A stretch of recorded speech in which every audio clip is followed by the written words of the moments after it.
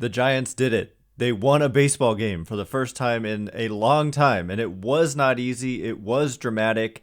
And as bad as this stretch has been, they're still in a pretty decent position here with this win. So we'll talk about how they were able to do it, why there was still some ugliness, and the position they're in next.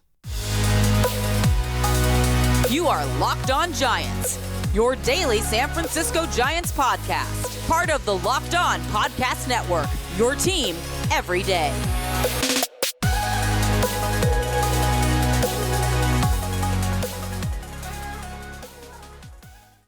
Hello and welcome to Locked On Giants, part of the Locked On Podcast Network, where it's your team every day.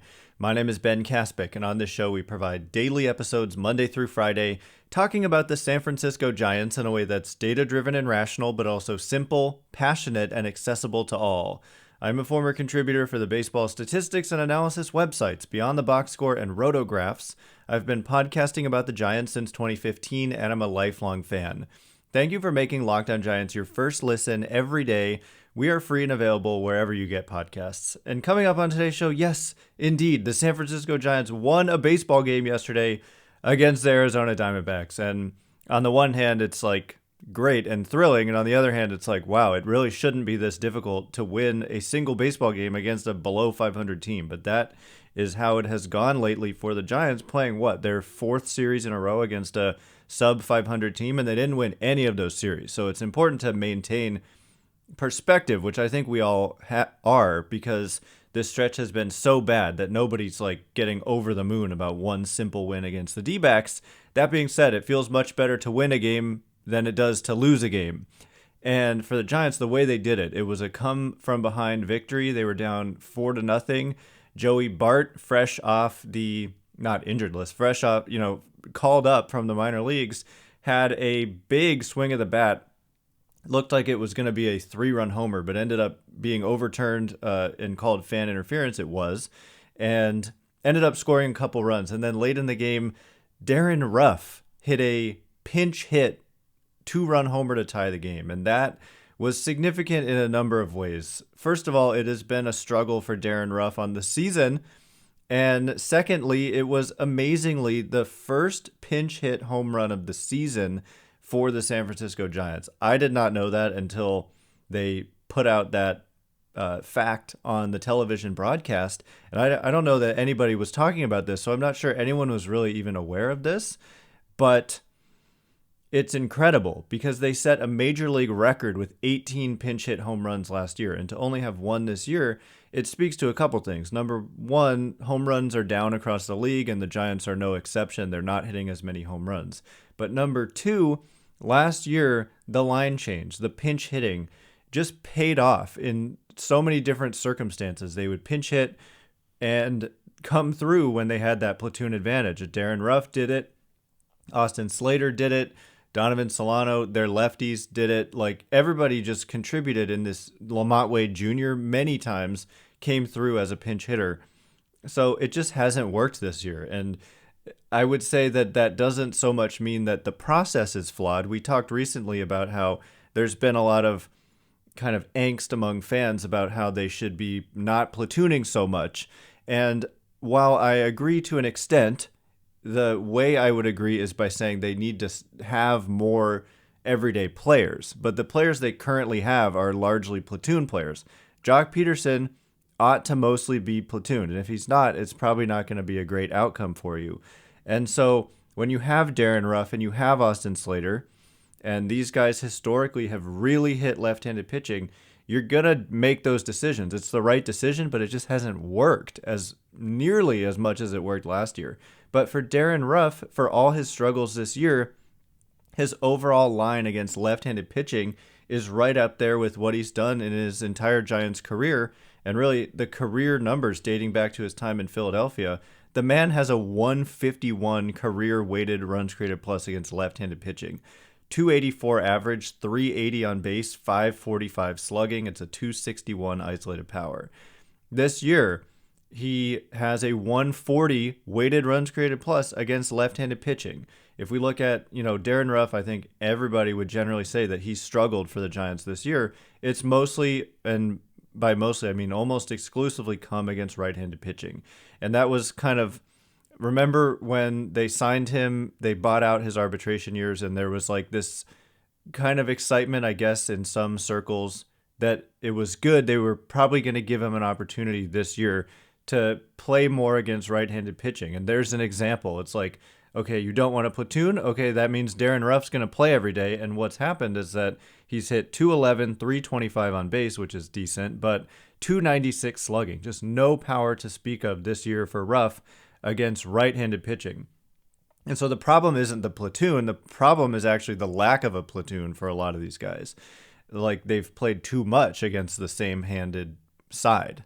And for Ruf, so anyway, it's just kind of shocking, I would say, when you look at the numbers and see he's just continuing to chug along and be a lefty killer. And that was, I think, his biggest hit of the year. But also Austin Slater, he was used as a pinch hitter in this game. He reached base ahead of Ruf and scored that third run for the Giants via a bunt hit leading off an inning. Thank goodness for replay. Slater was originally called out, but he was clearly safe. It was overturned, and then Ruf tied the game. And then later in the game, in the ninth inning, Slater came up in a bases-loaded one-out situation in a tie game against a right-handed pitcher, and he just ripped a double into right field. And that was perhaps his biggest hit of the year. So, yeah, Slater and Ruf, I mean, it is noteworthy that that hit for Slater came against a right-handed pitcher. But just to make a point, Slater against left-handed pitching this year and in his career has just been kind of a monster.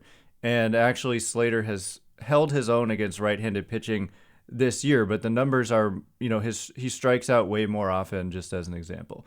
So all in all, it was a huge win for the Giants. Camilo Doval tried to give this game away in the bottom of the ninth. This is the thing. Even though the Giants won this game, it was not easy, and they still kind of showed their warts in this game. Defensively, Alex Cobb, more of the same with the batted ball, luck, or just at this point, results. And like I said, Camilo Doval tried to give this game away. Of course, he didn't actually try, but he almost gave this game away. So coming up next, we're going to talk about the ugly side of the win, but also where the Giants are in terms of their position for the playoffs and how it's a better situation than it might seem. But first, whether you're ready to pop the question or you're celebrating a milestone moment, find jewelry as unique as her with the modern convenience of online shopping at BlueNile.com. Looking for fine jewelry but having trouble choosing? Blue Nile has jewelry experts on hand 24/7, available via phone or chat to help you find a memorable gift at every budget. And for me, the chat function is great. Personally, I don't want to be going into a store and having to deal with the kind of pressure salesperson situation. I also don't want to be talking on the phone about this personally, although some might find it a very convenient option. But the chat function, being able to do this from home and find great jewelry, is just a game changer. So make your moment sparkle with jewelry from BlueNile.com, and Locked On Giants listeners get $50 off purchases of $500 or more. This podcast exclusive includes engagement. Use code LOCKEDON. That's code LOCKEDON, plus every order is insured, ships free, and arrives in discreet packaging that won't give away what's inside. Shop stress-free and find your forever peace. Go to BlueNile.com today. All right, as promised, we are going to talk about the ugly facts from this game and how even though the Giants won and it's much easier to be feeling good about their situation, they still have problems that showed up in this game and are showing up seemingly every single game right now. And the first thing is the defense. It's just been atrocious. We know this. It's been well documented. It's staggering how bad defensively the Giants have been. And many have said, and I kind of agree, that the Giants look like the worst defensive team in the league. But I would go so far as to say they're the worst defensive team I've ever seen. And when I say they are, what I really want to say is they have been. Because I continue to believe they should not be this bad. A lot of these guys who are making just boneheaded play after boneheaded play were here last year, and it just didn't happen at nearly the same frequency. And so, yes, they're a year older, but I don't think that necessarily explains what we've seen. Look, Tommy La Stella is not a great defender. He often can't even play the field, or they haven't put him out there on the field. and he's just been DHing and not really hitting much. So his value has just been minimal to the San Francisco Giants. I get that the approach is there and they like the selective approach, but man, he chases for a guy who doesn't chase. He swings and misses for a guy who doesn't swing and miss. And for a bad defender, it really shows up a lot of the time.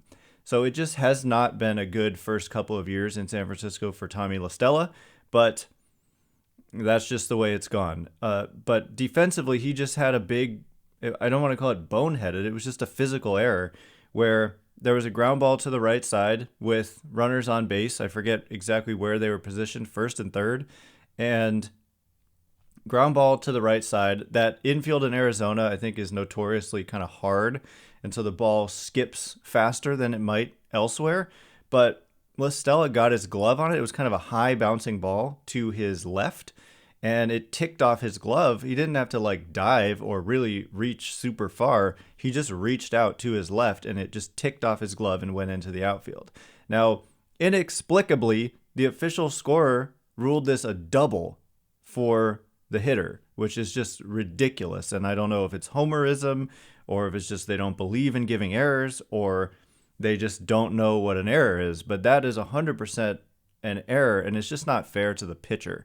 And it's also another example. I'm going to use every opportunity I can to explain why fielding percentage is such a, like, there's often this mistrust of the, quote, advanced defensive metrics. And we just are like, what are the, I understand that because it's not, we don't do a good job of being clear about what these are, where they're coming from, who's making them, and how they're calculated.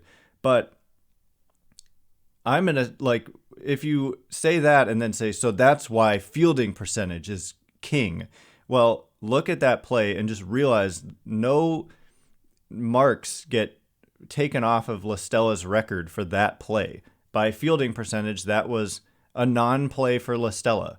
And that's just not true. It was a play he should have made, and that's going to get factored into something like outs above average because it just sees where you were, where the ball was hit, how hard it was hit, and how many fielders get to that type of ball. And it says whether it's an out above average or not, for example. And so for La Stella, I don't know exactly how many outs above average were on that play alone, but outs above average is my kind of new favorite. And I think it does a good job. And it has the Giants as the worst defensive team in the league. So I think it passes the eye test for me. But by fielding percentage, that wasn't an error. And then there was a ground ball later to David VR, just kind of a routine ground ball to VR. And he threw high, and it pulled Belt off the bag. And he came down on the bag late, and the runner was safe. And they called it a single. Inexplicable. It was just a routine ground ball to third base. So, again, fielding. David VR has had several defensive miscues already in his brief Giants career. I can think of at least three. There was that one. There was a ground ball he almost botched in a big spot the game prior. And there were at least a couple other times that happened. So I think 3 or 4 already for David VR. And so, yeah, the defense just continues to be an issue, even in this game that they won. So I'm not sure that they're ultimately going to be able to overcome that if it keeps happening. It really can't keep happening because you're expecting your pitchers to sometimes get like four or five extra outs in a game. And it's just, you can't give your opponent that many extra chances on a routine basis. So anyway, that wasn't pretty. And then Camilo Doval in the 9th, it was 7-4. He ended up walking 3 and giving up a hit, and they ultimately had to make a change, and they went to Sam Long out of the bullpen, which I thought was a good call before the fact, before the outcome. I thought it was a good call because you bring him in for a lefty. They knew they were going to get a pinch hitter. Jordan Luplow is a lefty killer, and so I get it. Like, you don't want to bring in a righty to face David Peralta because he's a righty killer. So either way, you're going to get a matchup with a player who is in the platoon advantage. And I think Long's stuff, when you just objectively look at it, would play kind of the best against a lefty or a righty with his firm fastball, and he's also got a good changeup and a curveball. And he just attacked Luplow with 3 pitches in the zone, and it was impressive. And he got a called strike, a foul ball, and a swing and a miss on a curveball. So super impressive. I haven't verified this myself, but Someone on Twitter pointed out that Luplow kills fastballs and struggles against breaking balls and off-speed pitches, and so it would make sense. Long comes in and he throws, I don't remember exactly what the second pitch was. It might have been a changeup, but he goes changeup, possibly changeup again, and then curveball, and he gets 3 strikes. So gutsy performance by Long with the bases loaded, tying run on second, winning run on first, and the Giants absolutely needed that. Just for Doval, just a note about him. Everyone's always asking, why doesn't he throw the fastball more? Well, I'm going to tell you why. Per Baseball Savant's run value metric, Doval's slider has been the 11th most valuable pitch in baseball this year, which is kind of amazing because this is a cumulative stat. It says that he's saved 11 runs with his slider, and it's cumulative. And so if you're a starter, you're going to get more opportunities to throw your best pitch and have this number add up. And for Doval, 11th best. Carlos Rodon's 4-seam fastball is 14th best at minus 10 runs. And for Doval, so this year opponents are hitting 154 against the fastball. 154 against the slider with a 198 slugging. Last year they hit 167 against the slider with a 278 slugging. So really minuscule numbers against his slider. And his fastball this year has been hit to the tune of a 366 average and 707 slugging. So that's just like, end the conversation. Conversation stops there. Why doesn't he throw the fastball more? Because it gets hammered.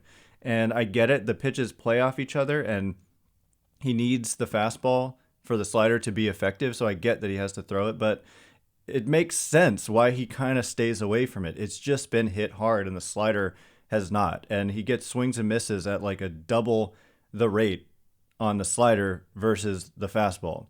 When hitters swing, they miss like 40% of the time against the slider versus only 20% of the time against the fastball. So that's why, to answer the question. So anyway, where do the Giants stand now that they pull off this win? Well, the 2 teams ahead of them directly in the playoff picture lost their games yesterday, and so the Giants, with their win, moved to just 1 game back. So coming up in just a second, we're going to talk about that playoff position a little bit more and where these kind of forecasting engines like Fangraphs put their playoff odds. And we'll also talk about some roster moves that the Giants made yesterday. So all of that in just a second. But first, BetOnline.net is your #1 source for all your betting needs and sports info.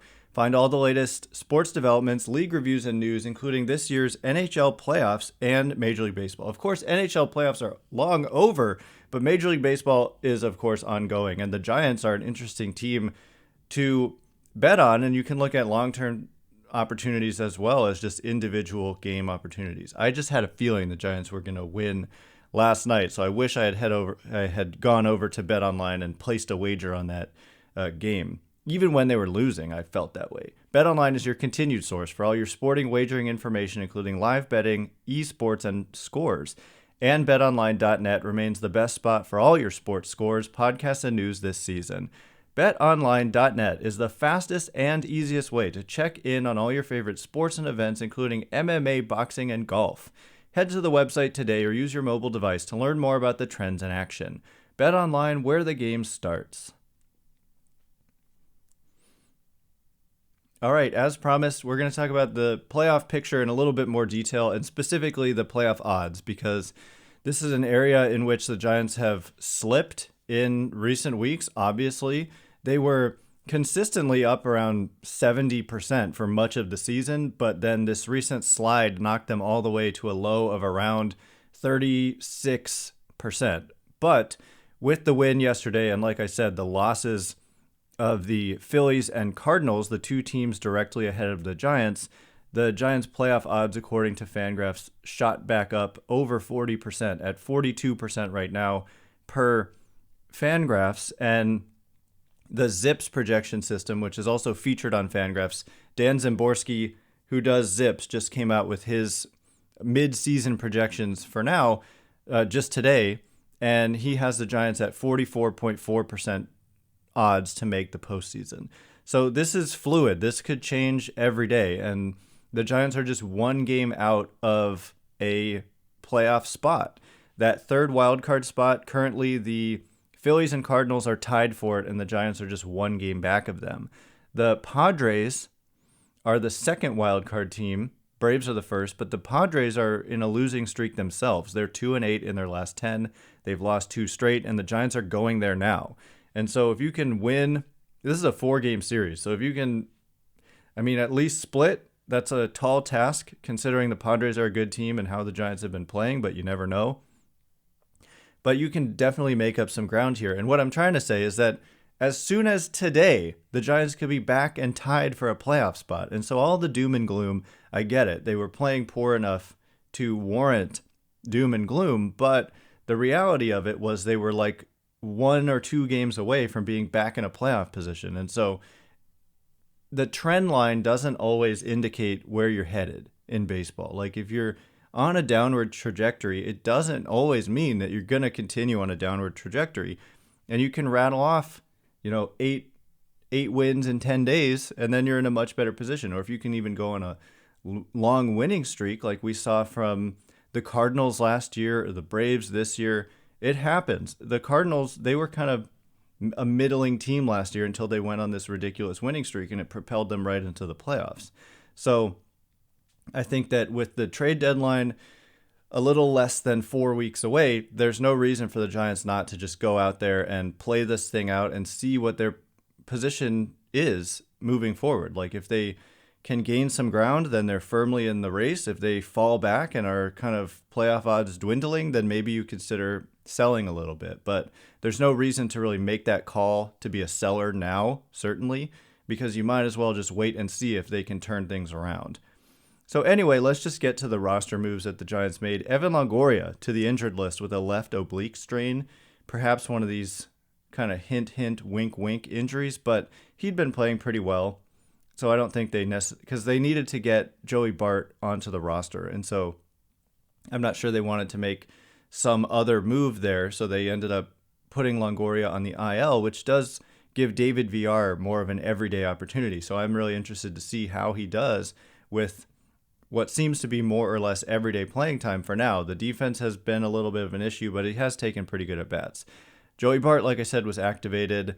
And how about Luis Gonzalez beginning a rehab assignment with Sacramento? This is big. His presence is sorely missed. I think at this point in the season, given we've seen major struggles from the Giants this year, and Luis Gonzalez has been one of their top performers, I don't think they can play that game anymore where they hold him back just because he's a guy who has options. I think that when he's ready to come back, he's going to be a guy that they want to bring onto this roster because they kind of need that spark. Although when I think about it, they've got Jock Peterson, Mike Yastrzemski, and Lamont Wade Jr. already in their outfield as left-handed hitters. And so I guess what it could do is move Jock Peterson to the DH spot, take Darin Ruf, out of the take Darin Ruf, out of the lineup against a righty, or for now it's been Yermin Mercedes as the DH against a righty. So that could become Jock Peterson, and then you've got Wade, Yastrzemski, and Gonzalez as your outfielders against right-handed pitching. So I think that they'll add Gonzalez back. He hit a home run in his first at-bat of this rehab assignment, but him getting back quickly would be good for the Giants. And just lastly, I just must say, Alex Cobb had been apparently sick to his stomach and vomiting last night or 2 nights, the night before his start and the day of his start, I think. And then he went out and gutted out, for lack of a better term, 6 innings? He pitched pretty well, and the defense let him down again. So it's just a crazy continuing theme for Cobb. The defense just cannot convert outs for him when he's on the mound. Anyway, that is all the time we have for today. Thanks for making Locked On Giants your first listen every day. Now make your second listen Locked On MLB Prospects. Host Lindsey Crosby is a prospect encyclopedia, and he's going deep on the MLB stars of tomorrow. It's free and available wherever you get podcasts. Once again, my name is Ben Kaspick. Check me out on Twitter at Ben Kaspick, Kaspick. If you like this show, please consider rating it or leaving a review. It helps me out a lot, so thanks in advance, and thanks to everyone who's done so already. I can't wait to be with you again tomorrow. I think we're doing a crossover with Javier Reyes from Locked On Padres, so look out for that tomorrow as we get you set for the series, which starts tonight. So anyway, thanks again for listening. Stay Locked On Giants.